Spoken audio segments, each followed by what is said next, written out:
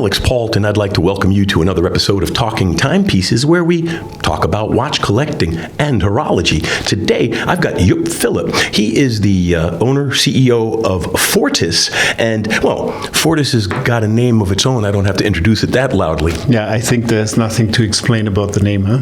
Well, there are some people who don't think about Fortis. They've heard of it, but one of the things about Fortis that I always like to stress is you're arguably one of the tooliest tool watch companies out there. And we are founded in 1912, so we are one of the last really independent watch manufacturers in Switzerland.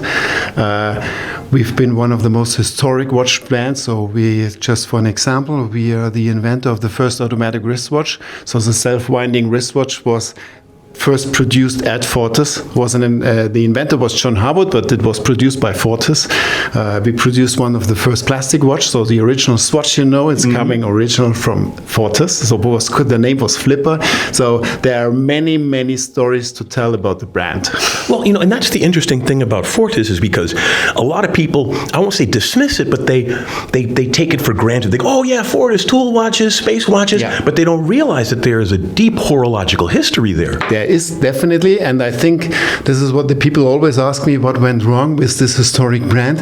And I think there was in the 80s, after the Quad crisis, when the other brands recognized, okay, out of this useful product nobody needs anymore, we make a luxury product. Fortis stayed on the professional way, supplied for pilots, astronauts, divers. They always worked with these professional people, and they missed, I think, the way to go to the luxury thing. So that's why maybe not everybody knows Fortis, but we have always been there.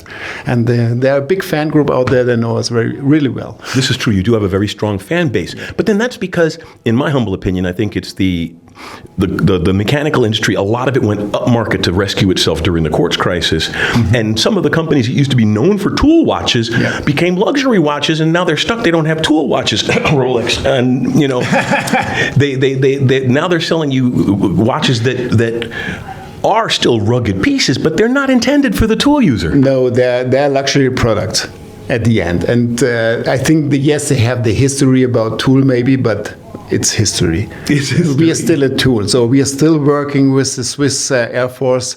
We are still working with astronauts. We are still developing space watches. We are testing our movements in space with a rocket flight or with a helium balloon in stratosphere. So we really want to we want to produce luxury, but we want to produce luxury you can really use. I would say premium tool watch. Premium tool watch, but never lose the thing where you're coming from. Has to be functional, has to be rugged, has to perform, has to be trusted. Of course. And I love specially designed, so we always try to bring some design items inside the watch, combine it with function. Not just function, not just design, always combine it. Exactly. Now, you have a couple of pieces here. Why don't you tell us a little bit about what you have? I think we can start with the Novonaut. This is the legend. This is the watch has been worn in space for the longest time. So we calculated around about 150 to 200,000 orbits. So that's why that's very impressive. Know it. So it has been worn on all the space station Mir and on the ISS for a long, long time. We are still working with the Swedish Space Corporation. We are working with the Austrian Space Corporation just to make it more robust and more space-proof. And the idea, all the watches at Fortis has to be space-proof finish. Makes sense. Makes sense. Definitely. So the Novonaut, it's a legend. It speaks for itself. So I think the most people know it. It was called official Cosmonaut in the last 30 years, but we changed the name because also space changed. Right. Yeah. They're coming.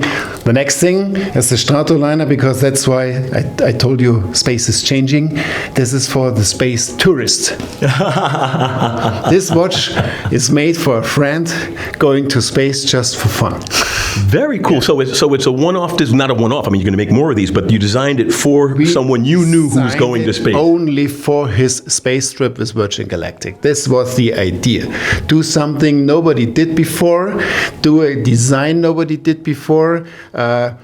Do a completely new movement inside, and just a watch you can you see nothing, but you can talk about this 5 hours.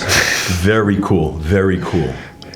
So, and what about this last piece? And the last piece is one of the another iconic watches we have. So we are really lucky. We do not have only one icon. We have two. So the first is the Novonaut, and the second is the Flieger. So the pilot watch we produce since, I don't know, I think Ever. 50 years or however.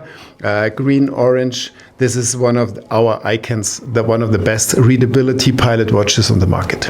Very, very cool, Joop. So was there anything else you wanted to leave us with before I let you go, my friend?